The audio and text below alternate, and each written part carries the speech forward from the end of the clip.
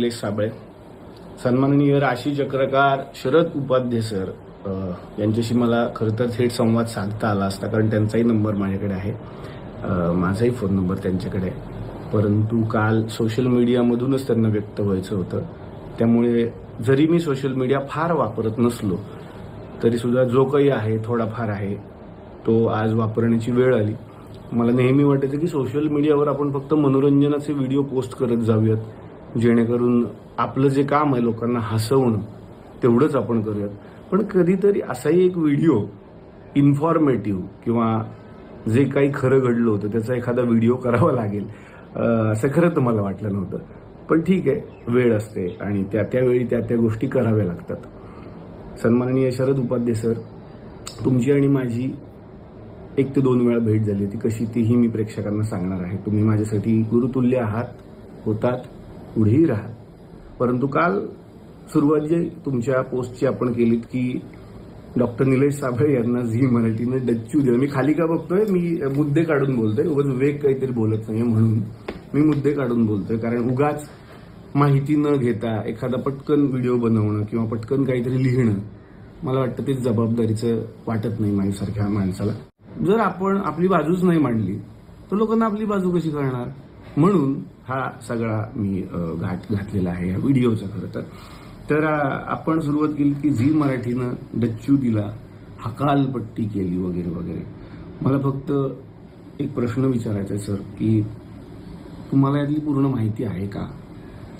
किंवा बाहेर सुद्धा मीडियामध्ये लिहिणाऱ्यांना काय ते लिहू शकतात.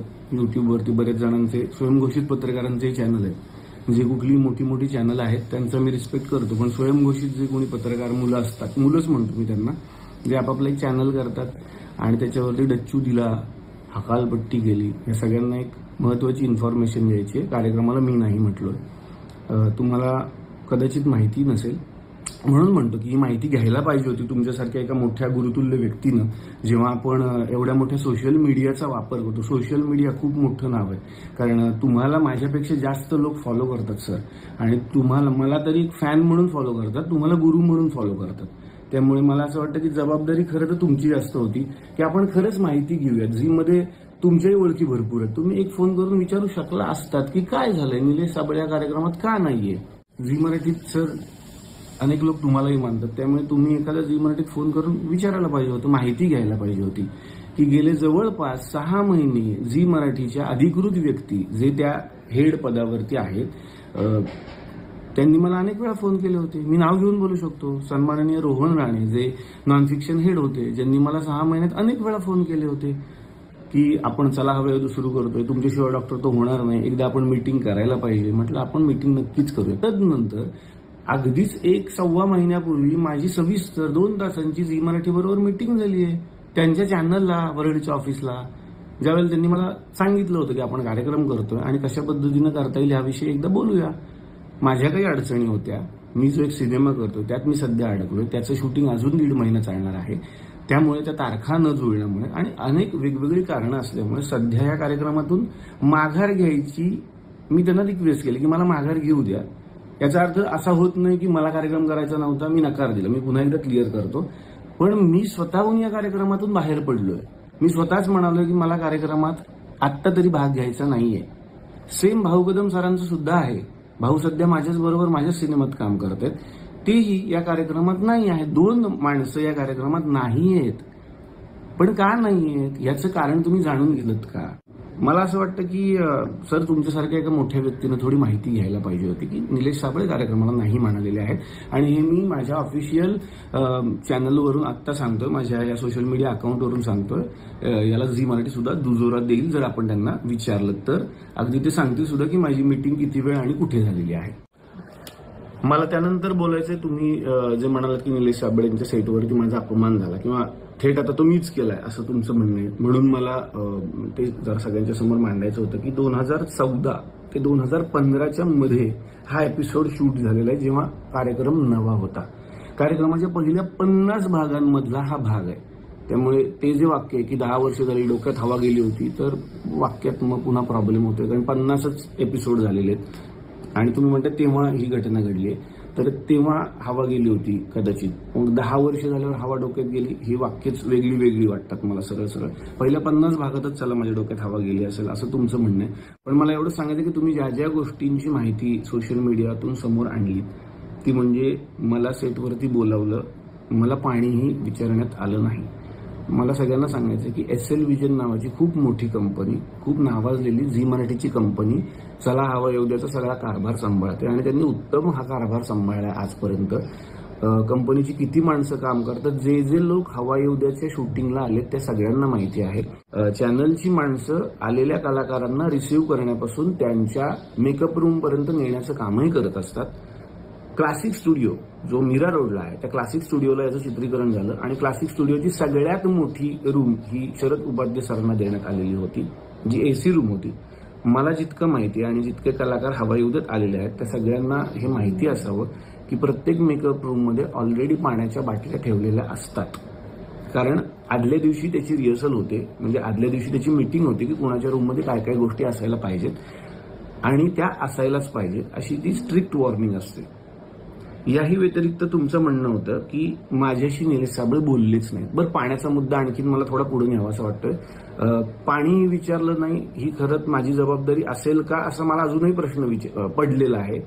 कारण मी स्टेजवरती होतो, तुम्हाला जसं आठवतंय मी रिहर्सल करत होतो आणि आपण सर आपल्या रूममध्ये होतात.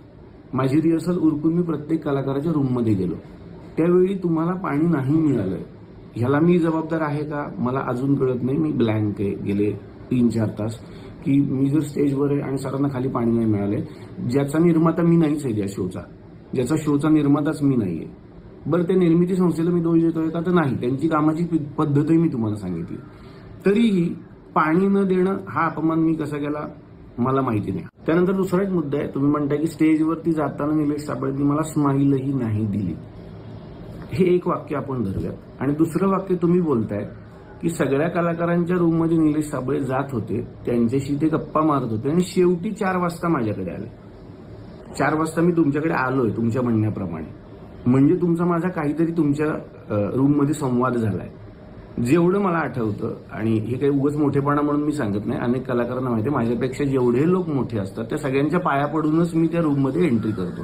अनेक मोठमोठी मंडळी आहेत, मी पाया पडल्याशिवाय त्यांच्या रूममध्ये जात नाही. तसंच तुमच्याही बद्दल झालं. ज्याला साक्षीदार वैजयंती आपटे मॅडम आहेत आणि केशव पेडणेकर हे जेव्हा चॅनलकडून हा शो सांभाळायचे ते सुद्धा याला साक्षीदार आहेत.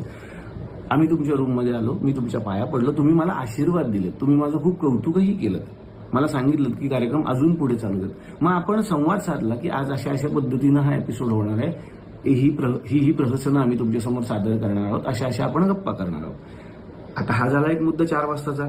तदनंतर मी स्टेजवरती गेलोय आणि आपण सगळे स्टेजवरती जातो नॉर्मलीच, आधी ठरतं काय काय करणार. जर मी स्टेजवरती गेलो, आता स्टेजवरती जाताना मी कुठली स्माईल देणं अपेक्षित आहे मला अजूनही कळलेलंच नाही, जर आपला संवाद ऑलरेडी झालाय सर. याच्याही पेक्षा वेगळी गोष्ट, आदल्याच दिवशी तुमचा माझा आणि केशव पेडणेकर यांचा एक कॉल झाला होता सर. आदल्याच दिवशी रिहर्सल होती आमची, तुम्हाला आठवत असेल संध्याकाळी 5 ते 6च्या मध्ये अर्ध्या तासाचा कॉल येतो, ज्याच्यामध्ये तुम्ही म्हणालात की मला जरा कलाकारांचे स्वभाव जाणून घ्यायचे आणि मी कलाकारांच्या राशी सांगणार आहे, त्याविषयी मी असं असं बोलणार आहे, तुम्हाला काही ऍड ऑन करायचंय का साबळे, तुम्ही मला एखादी गंमत सांगू शकता स्टेजवरती. हा एक खूप हसत खेळत आपला संवाद झाला होता, ज्यात तुम्ही काही मला जोक्स पण सांगितले होते. मी पण सांगितलं की भाऊ कदम यांच्याविषयी तुम्ही जरा गंमत करा, अमुक कलाकाराविषयी ही गंमत तुम्ही सांगू शकता. हा एक हसत खेळत संवाद आदल्या दिवशी 1 तासाचा झालाय की आपला, म्हणजे आपली अजिबातच ओळख नव्हती असंही नव्हतं आणि खरंच झालाय हा संवाद, तुम्हाला आठवतही असेल. त्यानंतर तुम्ही म्हणताय की माझ्या रूममध्ये आलेच नाहीत, शेवटी 4 वाजता आलेत, इतर कलाकारांच्या रूममध्ये गप्पा मारत बसले होते. तर इतर कलाकार त्यांच्याबरोबर कोण होते हेही मला सोशल मीडियात सांगायचंय. इतर कलाकार म्हणजे त्या एपिसोडमध्ये होते मंगल गाणी दंगल गाणी, मेरी आवाज सुनो, आवाज की दुनिया याचे संस्थापक आणि खूप मोठे व्यक्तिमत्व अशोक खांडे सर, आणि दुसऱ्या रूममध्ये होते बोलक्या बाहुलीकार रामदास पाध्ये सर. मी यांच्या रूममध्ये गेलो होतो आणि मी गप्पा नव्हतो मारत, कारण साधारणपणे त्यांचं वय आणि माझं वय याच्यात खूप फरक आहे. पण रामदास पाध्ये सर आजच्या या कार्यक्रमात काय काय सादरीकरण करणार आहेत हे मला ते सांगत होते. त्यांनी परदेशातून काही नवीन बाहुले आणलेले आहेत, त्याविषयी ते मला माहिती देत होते, जी की घेणं मला गरजेचं आहे, कारण आपला संवाद आदल्या दिवशी झालाय तुम्ही काय काय सादर करणार आहात. रामदास पाध्ये सर त्याच दिवशी आल्या कारणानं आणि त्यांच्याशी आदल्या दिवशी माझा संवाद झालेला नाहीये, ते मला सांगत होते की दिग्दर्शक म्हणून हे तुला पटतंय का बघ, की आणखी यात ते ऍड ऑन करूयात. सेम अशोक खंडे सरांनी त्यांचा एक मोठा ताफा आणलेला होता, जे की गाणार होते, नृत्य करणार होते आणि ते रात्री शूटिंग वेगळं होणार होतं आपल्या गप्पांनंतर. तर ते सांगत होते कुठली कुठली गाणी आपण यामध्ये घेऊ शकतो, कुठल्या कुठल्या गोष्टी आपण सादर करू शकतो. साधारणपणे सर जेव्हा दिग्दर्शकीय धुरा सांभाळायची असते, प्रत्येकाला माझ्या पद्धतीनं वेळ देणं जेवढा शक्य होता, गरजेचा होता, तेवढा मी आतापर्यंत हवाईउद्योग दिलेला आहे. त्यानंतर एक महत्वाचा मुद्दा तुम्ही लिहिलाय की कार्यक्रमात 15 मिनिटातच भराभर माझं काम उरकण्यात आलं. तर तसं होत नाही सर, हे सगळ्यांना माहिती आहे. कार्यक्रमात रोल जो टाइम असतो आमचा तो कमीत कमी 2-2.5 तासांचा असतो. प्रेक्षकांच्या समोर एपिसोड 45 मिनिटांचा जातो, पण त्याच्यासाठी रोल 2 तास होतो हा कार्यक्रम. आणि अगदीच हे सिद्धच करायचं झालं तर झी मराठीशी तुम्ही संवाद साधू शकता की त्या दिवशी कार्यक्रम किती वेळ रोल झाला होता. 2 तास हा रोल होतो आणि जे लोक कार्यक्रमात आलेले आहेत त्या सगळ्यांना माहिती, प्रेक्षक म्हणून जे लोक आले त्यांनाही माहिती आहे की कार्यक्रम किती वेळ रोल होतो. सर प्रत्येक कलाकाराला आपापला मुद्दा मांडण्यासाठी आणि आपली कला सादर करण्यासाठी भरपूर वेळ कार्यक्रमात दिला जातो. त्यानंतरचा तुमचा असा मुद्दा आहे की तरी गप्पा जेव्हा सुरू झाल्या इतरच कलाकार जास्त बोलत होते, मला बोलायला मिळालं नाही. समजा इतर कलाकार कोण आहेत पुन्हा बघूयात. सन्माननीय अशोक खंडे सर, सन्माननीय रामदास पाध्ये सर. जेव्हा मी एखाद्या गुरुतुल्य व्यक्तीला प्रश्न विचारतो तेव्हा त्यांनी काय उत्तर द्यायची हे मी नाही ठरवू शकत सर. त्यांनी किती वेळ बोलायचं, त्यांचा अनुभव त्यांनी किती वेळ सांगायचा हे ती व्यक्ती ठरवते. या दोन्ही व्यक्ती माझ्यासाठी जितके तुम्ही मोठे आहात तितक्याच याही दोन्हीसाठी मोठ्या आहेत. तुम्ही कमी बोला सर, तुम्ही जास्त बोला सर, असं मी कसं करू शकतो? आणि यातून त्यांच्या जास्त बोलण्यातून तुमचा कसा अपमान होतोय मला अजून नाही कळलं. तर ही घटना 2014 ते 15च्या मधली हा एपिसोड. आणि त्यानंतर आता 2025 म्हणजे 10 वर्षांनंतर तुम्ही सोशल मीडियावर लोकांच्या समोर हा मुद्दा मांडला. पण मला प्रेक्षकांना सांगायचं यानंतर सुद्धा शरद उपाध्ये सर आणि माझी एक चांगली भेट झालेली आहे, ती आता मी तुमच्यासमोर सांगतो. ज्येष्ठ अभिनेत्री निर्मितीताई सावंत यांच्या मुलाचं म्हणजे अभिनयचं लग्न होतं आणि त्या लग्नामध्ये आम्ही दोघे एकत्र भेटलो. सर तुम्हाला आठवत असेल एकाच टेबलवरती शरद उपाध्ये सर आणि मी आपण दोघेच बसलो होतो. तुमच्या सुविद्य पत्नी होत्या आणि माझी बायको शेजारी बसली होती. आपण चौघं त्या टेबलवरती बसलो, बाकी कोणी नव्हतं. एक राऊंड टेबल होता आणि जवळपास 2 ते 2.5 तास आपण जेवण केलं, आपण सगळ्या गप्पा मारल्या. तुम्ही हवाईउद्याविषयी बोलत होतात, तुम्ही माझं कौतुक करत होतात, तुमचं भविष्य खूप चांगलं आहे याविषयी बोलत होतात, मी तुमच्याशी संवाद साधत होतो. तदनंतर तुम्ही असं म्हणालात की निलेशजी आपण एक फोटो घेऊयात. तुमच्या मोबाईलमध्ये आपला एक फोटो सुद्धा आहे आपल्या सगळ्या फॅमिलीचा. याला प्रूफ म्हणून अभिनयच्या लग्नातले जर फोटो मी मागवले तर आपल्याला तोही फोटो सापडेल आपण एका टेबलवरती बसलेला, कारण बऱ्याच वेळेला फोटोग्राफी झाली. आणखीन प्रूफ म्हणून निर्मितीताई सावंत स्वतः त्या टेबलपर्यंत आल्या होत्या आणि त्यांनी विचारलं होतं तुमचं जेवण व्यवस्थित चाललंय का वगैरे वगैरे. मला असं वाटतं की ह्या सगळ्या गोष्टी ज्या घडून गेल्यात ह्या का आपण लोकांच्या समोर मांडायच्या, पण ती वेळ आता आली म्हणून मला त्या गोष्टी मांडायच्या होत्या. माझा प्रश्न एवढा, जर 2.5 तास आपण दोघे एकत्र संवाद साधत होतो 2017ला, तर तेव्हा तुम्ही हा मुद्दा का मांडला नाहीत की निलेशजी 2015च्या कार्यक्रमात मी तुमच्याकडे आलो होतो, अशा घटना घडल्या, मला तुमचा राग आलाय किंवा मला वाईट वाटलंय, मी तुमची माफी मागितली असती त्या क्षणाला. माझं हेच म्हणणं आहे की याच्यासाठी सोशल मीडियावरच तुम्हाला यायचं होतं, म्हणून मी ही सोशल मीडियातून व्यक्त झालेलो आहे. त्यानंतर तुम्ही असं लिहिलं, वडीलधाऱ्या अधिकाऱ्यानं मी निलेश साबळेंना काही सांगण्याचा प्रयत्नही केला. मला असं वाटतं की माझ्या वडिलांचा आणि माझा जर काही विसंवाद झाला तर ते सोशल मीडिया नाहीत वापरत सर. ते थेट मला फोन करतात किंवा मला झाडतात किंवा मला थेट बोलतात की हे तुझं चुकलेलं आहे, कारण तुम्हाला तो अधिकार आहे, तुम्ही मोठी माणसं आहात. सोशल मीडिया जेव्हा आपण व्यक्त होण्यासाठी सतत वापरतोय तेव्हा मला वाटतं त्याला एक वेगळा वास येतो. तर माझी तुमच्याविषयीची जी एक भावना आहे, जी एक इमेज आहे, ती आजपर्यंत खूप मोठी आहे. मी नेहमी सांगतो की कॉलेजला असल्यापासून मी तुमचा फॅन आहे. मी तुमच्या अनेक सीडीज माझ्या घरी आणून पाहायचो, ज्या एव्हरेस्टच्या आहेत, हेही सांगतो, ज्या एव्हरेस्ट कंपनी वगैरे सगळं मला पाठ आहे. राशीचक्रच्या सगळ्या सीडीज माझ्या घरी आहेत, मी ते ऐकतो, अजूनही पाहतो. अजूनही तोच रिस्पेक्ट आहे, कारण तुम्ही तुमच्या क्षेत्रामध्ये खूप मोठं काम केलेलं आहे सर आणि करत आहात. मला खूप छान वाटतं जेव्हा तुम्ही मिश्किल पद्धतीनं सगळ्या राशी सांगता, मला फार छान वाटतं ते. मी तुमचा फॅन आहेच, मी आयुष्यभर राहीन सर, पण मला तुम्ही हे कराल असं कधीच वाटलं नव्हतं, पुढेही नाही वाटणार. मी आज तुमच्यासमोर हे सगळं घेऊन का आलो, कारण हे एकदा झालं असतं तर मी सोडूनही दिलं असतं, कारण हे एकदा नाही, ही तिसरी वेळ आहे सर.